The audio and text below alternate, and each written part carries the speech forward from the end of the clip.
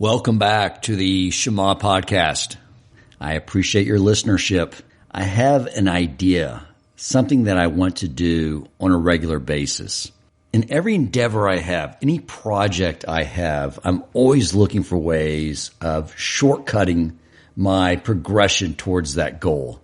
And of course, my number one project, the one goal I have that I may not even achieve, but to have the goal is going to make all the difference in my life, is to one day become a Tzadik. And even if I strive every day and I don't get there, at least I know with that objective, I'm going to get way further than if I didn't have that objective to begin with.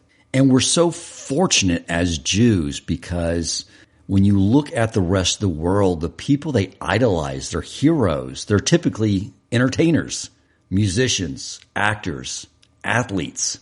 And they love them and they adore them for the craft at their profession. But when you look at their personal lives, it's typically not too much that you want to try to emulate. But that's not how we roll as Jews. The people we look up to, these tzaddiks, these amazing individuals alive today and that have lived in previous times, they are so infused with Torah that they are purely just optimized human beings. The stories I hear about these tzaddiks, these rabbis around today just blow my mind. They go nonstop on very little sleep. They have totally submitted themselves to the will of the Almighty. And you would think with this total dedication, this total service mentality all day long with very little sleep, and you would think that their total dedication would be restricting and not enjoyable. But yet they are the most joyful, energized, vibrant human beings than you could possibly imagine. And why is that? It's because they are submitting their will to the Almighty at such a level, they know so much Torah, that they are totally tapped in to the infinite. So what is my shortcut system for obtaining this goal? It's the following. Many years ago, I watched an interview with a famous actor, and he was asked how he was able to act out that character with such perfection. And what the actor explained is that he would study the script of the character he is going to play and contemplate it day in and day out, thinking through, really getting to understand who this person was. And then many months before the shooting of the movie, he would begin to act like that character. He would go into character from the moment he woke up to the moment he went to bed. And what he would discover is that he began to be like that person. He began to experience the world like the character he was acting as. He would develop the same interest as the character.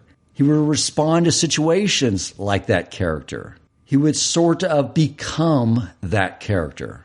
And that's why I want to do this episode and make it an ongoing episode that I do from time to time, where I bring on rabbis to talk about these amazing individuals, these tzaddiks of our current generation and generations that have passed. Because the more we can begin to formulate these ideas of how a tzaddik thinks and acts, then maybe we can begin to form our own script, a script of a tzaddik that we want to play. And we can begin to go into character and act as if we are that tzaddik, but allowing our own personality and our own truths to come through. And maybe if we continue to try to perfect playing this role of acting, maybe it may become so natural and we may like playing that character so much that maybe we just end up becoming that character, the tzaddik. You're going to hear some amazing stories. These are stories that will cause your mental comprehension of what mankind is capable of to soar. So buckle in, because here we go. Welcome to the Shema Podcast, the podcast for the perplexed, where Torah insights intertwined through personal stories as well as interviews with leading Torah scholars demonstrate the empowering qualities of Torah and mitzvot. For more great Torah learning through Torch, the Torah Outreach Center of Houston, go to torchweb.org. Now to the show. I have with me Rabbi Aryeh Wolbe, Executive Director of Torch and host of the Jewish Inspiration Podcast. The reason I wanted Rabbi Aryeh on here to discuss these stories is it was from him where I got the idea, because I study Mishnah Torah with Rabbi Aryeh, and one of the beautiful ways in which he teaches is he'll take the idea and he'll always intertwine it with a story. And a lot of these stories are about these amazing rabbis that he knows or that have lived before. And it's from those stories, listening to them, that gave me the idea to start doing this and share these stories with you as well. So welcome to the Shema Podcast, Rabbi Aryeh. I appreciate you coming on and sharing these inspiring stories with us. Thank you, Dan. It is an honor to be back on the incredible Shema Podcast. It is my favorite podcast to listen to. Don't tell that to my brother, Rabbi Aryeh Wolbe, who is a phenomenal, he's the king of Jewish podcasts. But the Shema Podcast is just so unique and so special. And I love you and I love your podcast really, really very, very much. So it's an honor to be back here. I just want to make a short observation on what you said in your introduction, that you like to create shortcuts. And typically, as you know, any entrepreneur today, we're trying to figure out easier ways to do complicated things. The only exception to that is becoming a tzaddik. There's no shortcut. There is no shortcut to becoming a tzaddik. Now, while it's a great, aspiration, we want to become great people, but it takes a process of working on each one of our traits, on building our character, building our Torah knowledge, our dedication to Torah study. There was someone who once said about my grandfather, they said, oh, he's just acting it out. He's just acting as if he's a tzaddik, but he's not really a tzaddik. So the person who actually told me the story responded back to him and said, you know what? If we all act like that for 100 years, we're good to go. So my whole idea here is somewhat rubbish, but not entirely rubbish, because this can be a part of our learning process, studying the ways of people who have accomplished greatness. Let me tell you an amazing story. You know, people would come to my grandfather's house all the time, every day, for blessings, for advice, for wisdom. And many of these rabbis, the big rabbis, rightfully have gatekeepers, so that people don't take advantage of the rabbi and people don't, take too much of their time, because most of these holy people don't know how to say no. So my grandfather didn't really have any gatekeepers. It was my grandmother and whichever lucky grandchild was at the house. At any given moment, we'd have to field all the knocks on the door and deal with each case as needed. And I remember on multiple occasions opening up the door, and here I was 16, 17 years old, and there would be a father with a bright-eyed 12-and-a-half-year-old or almost 13-year-old boy who probably just put on tefillin, or his bar mitzvah is going to be that night, and they came for a blessing. And what am I going to tell him? I'm sorry, my grandfather is in the middle of eating lunch now. He can't come to the door. So I'd say, hold on a second, let me check. And I'd come to my grandfather and tell him, Saba, there are people here, bar mitzvah boy, they came for a blessing. And he'd say, no, okay. He'd come, he'd get up, and he'd come to the door, and he would say, what do you want? They said, oh, we came for a blessing. A blessing? For what occasion? He's going to be bar mitzvah tonight, and we want to get a blessing for him. He wants a blessing. He says, okay, what type of blessing do you want? He says, I want to become a tzaddik. He says, you want to become a tzaddik? You want to become a Torah scholar? Sit and learn. It's not more complicated than that. It's like, sit and learn, practice good character traits, and that's it. There's no magic to it. There's no magic bullet of we go to tzaddik school and we just become a tzaddik. It really is taking the Torah and incorporating it into our daily lives to the fullest of our ability. It's interesting that in the Torah, there are only two people who are categorized as a tzaddik. Number one, the first was Noach. Noach, it says that Noach was an ish tzaddik. And the other was Joseph. Joseph was called a tzaddik. And both of them, our sages teach, was because they were able to overcome temptation. Noach had a generation of sinners, and he overcame that temptation. And Joseph was being tempted by the wife of Potiphar, and he overcame that temptation as well. And that got them the status of being a tzaddik. Are they the only ones in the Torah who overcame temptation? Probably not. But in a very significant and major way, they got that title. But there's no way to shortcut, fast track the process. Sadly, that I don't think that's a reality. Again, I think the motivation for becoming a tzaddik and getting that level and status is something that is very, very admirable, and one that every single Jew should aspire to become a tzaddik, a righteous. A tzaddik really means righteous, someone who's uplifted, someone who's focused on the goal of life. We're here for a very specific purpose.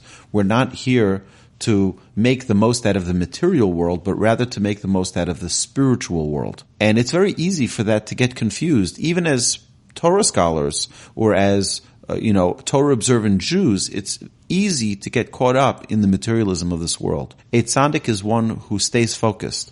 This is what I'm here for. Here's something that sort of seems unreachable, which is because I'm not there yet. But when you talked about your rabbi, Rabbi Berkowitz, his schedule throughout the day, and I look at my schedule, and, I keep very busy, but like there's times during the day, like especially in the end of the day, where it's sort of, I'm no longer doing anything productive. It's just like I need an hour and a half downtime. I'll pour a nice scotch, light a nice cigar, and just watch something on Netflix. It's just like, but they don't have any time like that. Everything's just about study, teach, do something, a mitzvah. It's just nonstop. Their life is 100% service of God. 100%. So now, that does not mean, by the way, that someone who needs to take that break, whether it be their scotch and cigar, or if it's to go on a vacation. My rabbi told me, this is not Rabbi Berkowitz, this is a different rabbi, who told me that going on a vacation to rejuvenate so that we can continue our service of God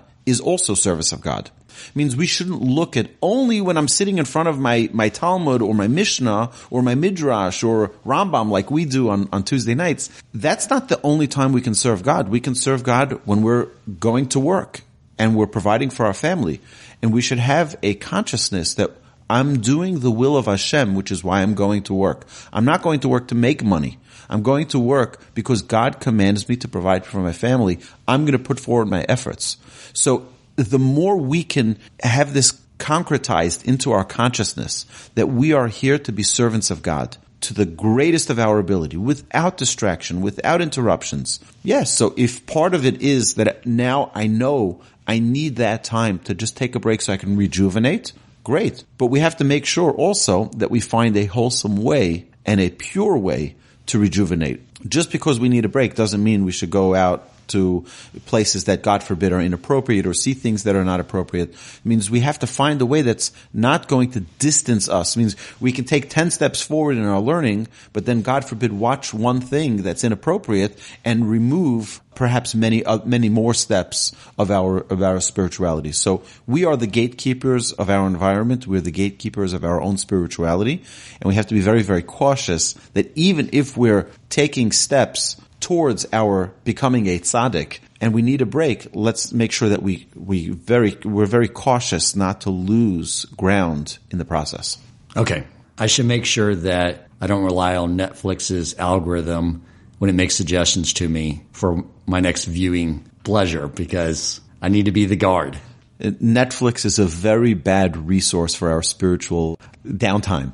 It's a very bad resource. Now, it's not that there aren't good things that a person can watch on any platform, but again, wherever there's evil, there's always good, and we have to find ways to utilize our time and our, leisure in a way that's uplifting as well. So many people that were at this level. Well, and for most of us, you're at this level. But then when you talk about people beyond you, that's what's so mind-blowing, because I don't even reach the heels, the dust on the feet of our great sages, of my rabbi, Rabbi Yitzchak Berkowitz. I mean, you're talking about such an amazing person on such incredible levels. It's like, the amazing feeling that I had with my rabbi, my first rabbi that I had was Rabbi Beryl Eisenstein of blessed memory. He grew up in Chicago and he came to learn in the Mir Yeshiva in Jerusalem.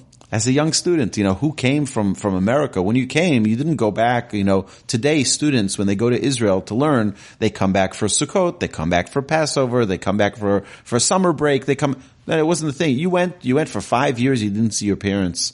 It was a very, really a world of greatness. And he became, I remember that I used to sit with him every morning, Rabbi Beryl of blessed memory. We would sit right after Shachris in yeshiva and we would learn together, we would learn halacha. And more than just learning halacha, he was giving me guidance in how to live life. He was giving me guidance on right from wrong, understanding how to navigate life. I remember when I would get up from sitting with him, I felt like I was walking on the clouds. I felt like I just spoke to an angel. It was such an uplifting experience, sitting, talking, seeking counsel, engaging in Torah study together with such a holy man who was just completely committed to Torah study. That was it he cared about. There was nothing in the world that was more valuable to him than sitting and learning Torah. My rabbi currently, I'll just tell you very quickly, the Mishnah tells us it's very important, aseh lecha rav, you have to make for yourself a rabbi. So Rav Beryl of blessed memory, who was my Rebbe, I would ask him every question, anything I needed guidance on, I would ask him, whether it was while I was dating. Sometimes your mind gets a little foggy when you're dating. You don't know what's right and what's wrong anymore. You don't know what's good and what's bad. And I would ask him, and he would keep me right on mark, staying focused on what's important. And when I got married, we moved back to Israel. I would learn with my rabbi still. I would learn with him every Friday morning. And I remember for a while he wasn't feeling well, and I came over to his house with an office chair, brand new office chair that I'd bought in Israel. It's not common that people have office chairs like we do here, the one you're sitting on. It's really comfortable. And I said, my rabbi couldn't sit on any chair because he really had lung cancer, but he didn't tell anyone that he had lung cancer. He said he had some back pain. Nobody knew the degree of how ill he was. He didn't want people to be worried. And he was in the hospital. He came back home. I brought him this chair, and that was the chair that he sat on. It was the only chair he sat on because the only chair that was comfortable enough for him to sit on. Do you know that he left the hospital every day secretly? He left the hospital from his hospital bed. He took a cab to Bnei Brak where the yeshiva was, gave his daily shir, his daily class, and then took a cab back to the hospital, and they didn't even know he was gone. They thought, he walked out to the restroom. He didn't, he just walked out, went to give because he couldn't live without Torah. Without Torah, his life wasn't life. But I hadn't seen my rabbi for a while, and I went to visit him one Friday night after the meal. I was walking with my brother. We were walking now. I lived down the same road, but about 2 miles down. I lived in Matterstov. He lived in Sorotskin, down by Unsdorf. And I decided, you know what? I want to walk into Rebbe. I want to just say Good Shabbos. You have hundreds of people walking the streets after the meal. It's really beautiful. And we walked in, and my rabbi, I see him hunched over his Talmud on the stender, on his podium, and he's slouched over it. I looked, and he really looked terrible. He looked awful. And I said, Rebbe, how are you doing? He says, Baruch Hashem, I'm doing great. And he was already starting to forget things. He wasn't an old man. He was in his 50s. He says to me, where are you learning now? I told him, I'm learning by Rabbi Yitzchak Berkowitz in the Kollel. See, he says to me something very odd. He said to me, make him your rabbi. And I remember joking back to him. I said, Rebbe, are you going someplace? He says, he's a yashar. He's a straight person. Go learn by him. Make him your Rebbe. 3 days later, he passed away. And I went straight from the funeral, which was one of the saddest days of my life. I went straight from the funeral. I went to my rabbi, Rabbi Yitzchak Berkowitz, and I said, Rebbe, the torch has been passed. I said, you are my Rebbe now. And I told him the story. I told him what my previous Rebbe told me, to make him my Rebbe. And I said, because you're my Rebbe now, I really need to spend some time with you. I need to learn with you. And he's a very busy man. He's such a busy man, Rabbi Yitzchak Berkowitz. He's, from the morning, he only sleeps 2.5 hours a night. And the reason he sleeps 2.5 hours a night, because the rest of the day, he's busy, fielding questions from his entire community. He's a rabbi of a synagogue. He is a rabbi of a kollel. Today, he's also the rabbi of Esha Torah International, the leading rabbi. He's got a lot of things going on, teaching classes from morning till evening. When is he going to have time to learn for himself? So he wakes up at 1:30 in the morning, so that's the time where people don't come to ask questions, so he can learn till 7 o'clock, till he has the morning services in shul at Shachris in synagogue. I asked my rabbi, I asked Rabbi Berkowitz, I said, how did you train yourself? How did you get to be able to only sleep 2.5 hours? He says it's over many, many years. He trained his body. He used to need 8 hours and then 7 hours and 45 and then 7 hours and 30, but it's very systematic. I asked him, I said, there's a very famous book, probably one of the best selling books of all art scroll history, is called A Lesson a Day, on Lashon Hara, on the teachings of the Chavetz Chaim on proper speech. And half the book is written by Rabbi Yitzchak Berkowitz, my rabbi, and the other is by Rabbi Shimon Finkelman. And one is telling the halacha of the day, and the other is telling an inspirational story or an inspirational aspect of that halacha of the day. So I asked my rabbi, so when did you have time to write this? And he said to me that his bus ride that he used to take from Esha Torah to his house used to take 13 and a half minutes. So every day on the bus, he wrote 1 page. He only had 13 and a half minutes. One other student in the yeshiva, I heard this story recently, one of the students in the kollel brought Rabbi Berkowitz a glass of water. At one of his classes, he typically doesn't drink, in middle of a class. And this time was no exception. He didn't drink from the water. The student asked him, is everything okay? I brought you a glass of water. You didn't drink it. He said, yeah, I know my schedule very well.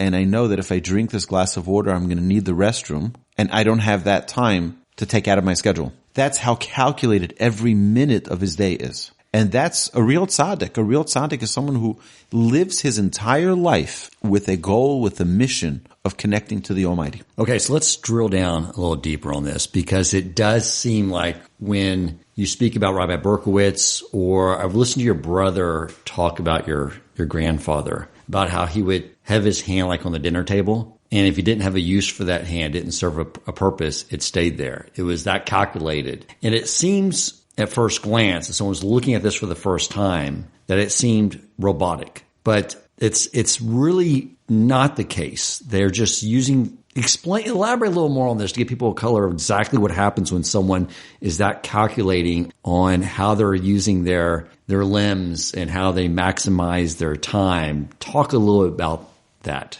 When one works on themselves, on their character, what you gain is a control of yourself. So I'll give you an example. A student once I heard this from the student. He once was late to one of my grandfather's discourses, and he was rushing. He gets off the bus and he runs to the Beis HaMosar, which is where my grandfather was giving his lecture. And as he gets there, he pushes the door open and the door slams right into my grandfather. I mean, full force. And this individual is about 6'4", 250 pounds at least. He's a big individual. And that door must have hit my grandfather at such force. Didn't even flinch. Didn't look at who it was. Didn't get upset. You know why? Because the thousands of times that he worked on controlling his reflex, controlling his reaction. My grandfather would always say, what would happen if someone right now, where we're looking at each other, imagine if someone knocked on the door, or if someone opened the door. What would we do? We'd look at the door. Why? We're in synagogue and someone behind us says Kaddish. What does everyone do? They turn around. Why? Because we're curious. But my grandfather would say it's because our minds are not occupied. To control every action and reaction to such a degree, you've got to be on mark. You've got to be on focus. My grandfather wasn't a robot, very far from a robot, but he was meticulously in control of every faculty of life, controlling his thought, It comes, we mention this a lot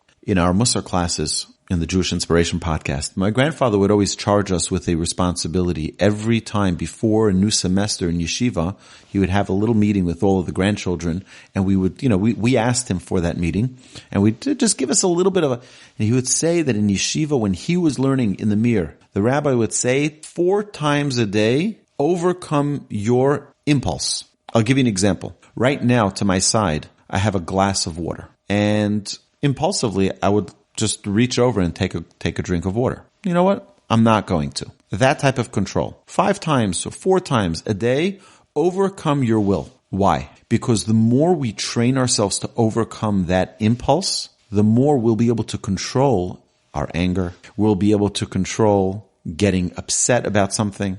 We'll be able to control a reaction. I want to say something that's at the end of my tongue. How do I control that? It's not going to come from nowhere. It comes from practice. And when we start that practice, you know what? I want to just check up something on Amazon, right? No, I'll do it in 5 minutes. Just so that I can build up that muscle of self-control. That muscle of self-control is the same muscle that we will use to overcome anger and any negative trait. That makes total sense, because there's so much of my activity that is very impulse driven. Like you said, I have an idea. I need to buy X.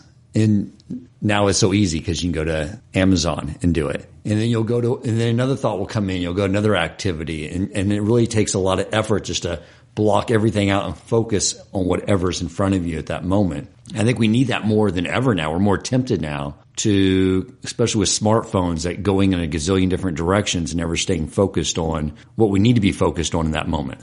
My recommendation is that we keep our phones out of synagogue. We keep our phones out of the study hall. We keep our phones out of the classrooms so that we can have time that's just dedicated to our Torah study, to our spirituality, to our conversation with the Almighty.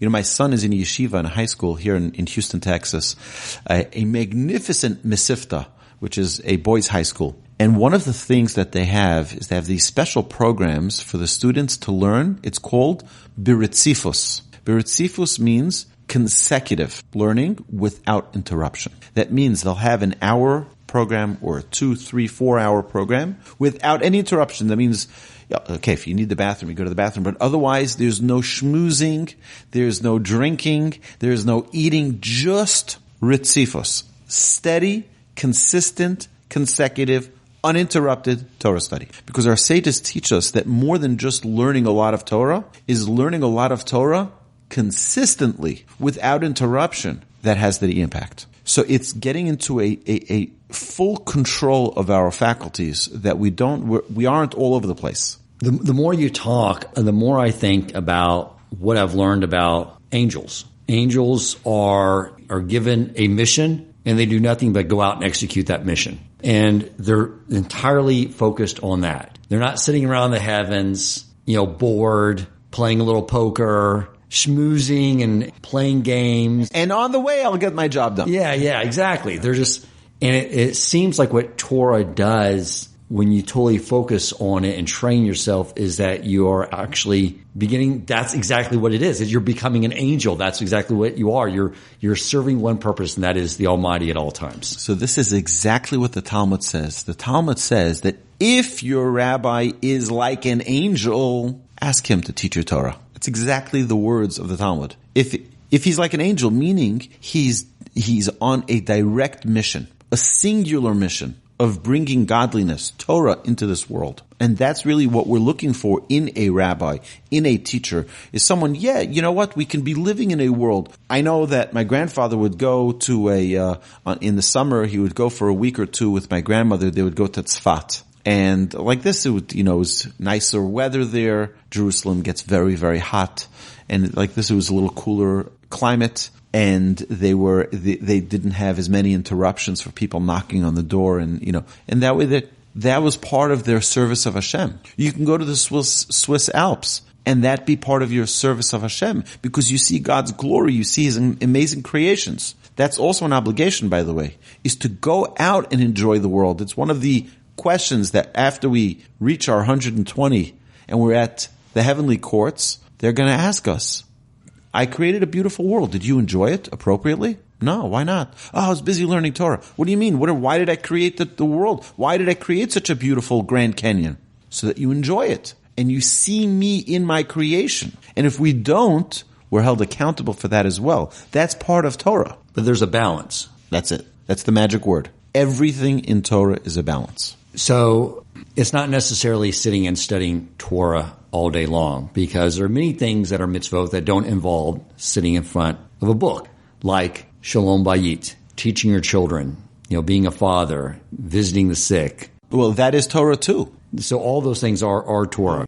The way in which we interact in Shalom Bayis, in our relationship with our spouse, is exactly a carbon copy of the relationship with God. If we appropriately take care of our significant other, that same dedication is what's needed for our relationship with the Almighty. So it sounds like you could have two people doing the exact same acts, but one person's doing it for the reason that this is part of my service to Hashem, and the other person can be doing it just because it's something they want to do, like eating.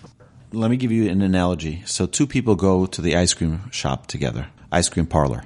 So two people go to an ice cream parlor together. One gets his chocolate ice cream. I like chocolate ice cream with chocolate and more toppings of chocolate and chocolate more, crunched with crunchy chocolate. And My wife doesn't want chocolate at all. She wants vanilla. Okay, so now each of these two individuals get their ice creams. One says, Baruch atah Hashem Elokeinu melech haolam she'akol niyeh b'dvaro. Thank you, Hashem, for this delicious ice cream. And the other just eats his ice cream. What's the difference between these two ice creams, aside for their flavors? One became a vessel through which one connected with the Almighty, and one isn't. One is just material. The one which was used as a vessel for this individual to bring godliness into this world is now no longer a physical food. It's a spiritual food. The same exact ice cream can be a different ice cream for different individuals.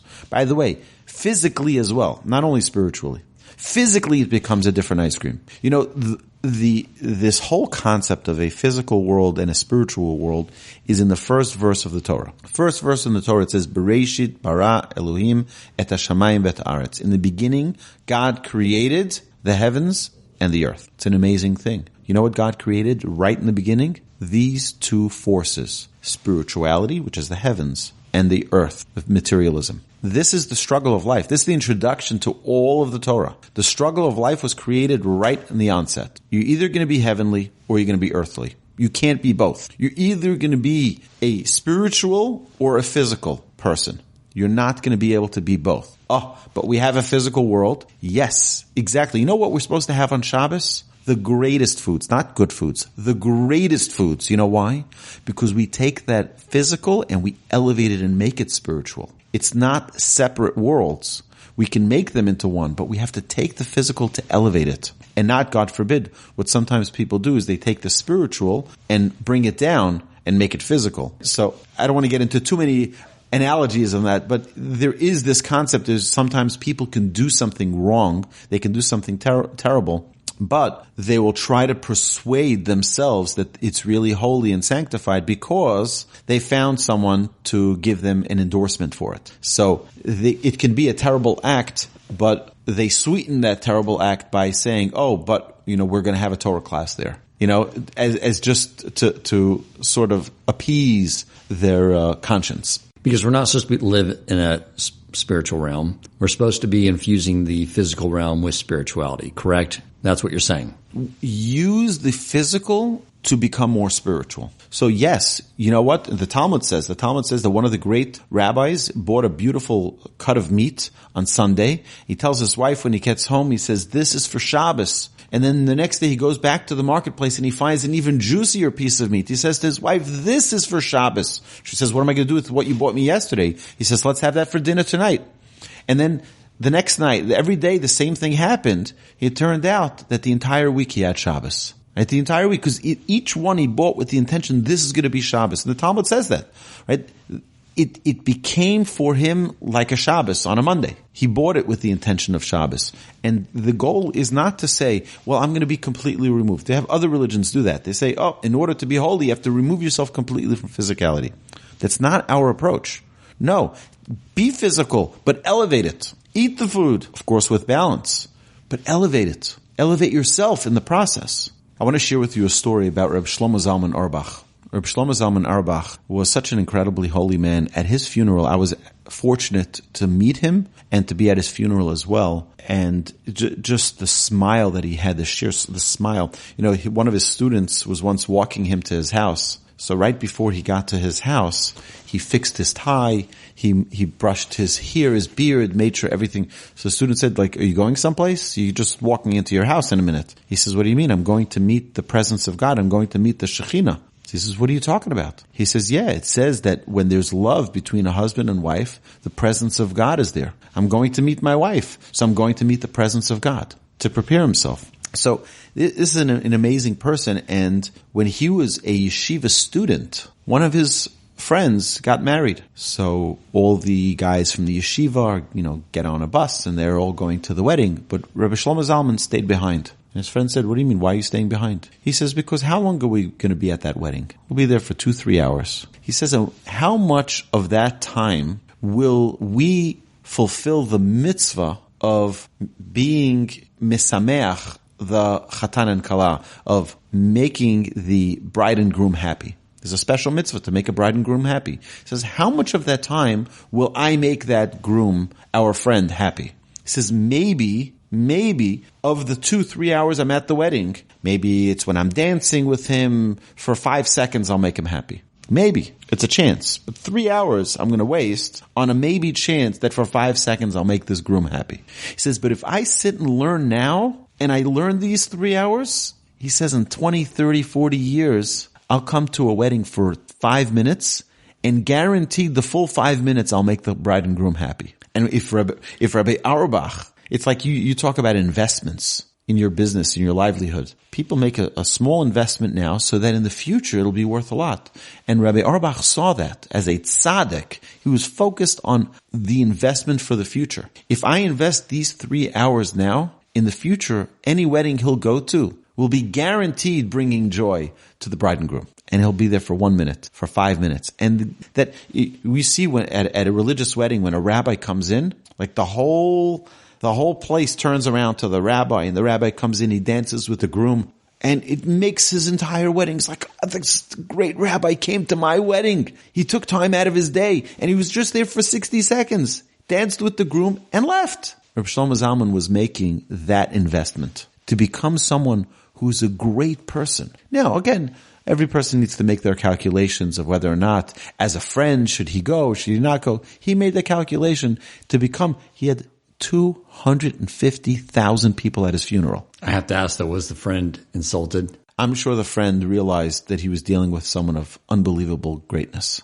And likely that when his son got married and Rabbi Shlomo Zalman came to his son's wedding, he was like, it was worth the investment. And perhaps kicking himself that maybe at the other weddings I should have stayed and learned for those 3 hours instead of dancing around at the weddings. You know, it's like in business.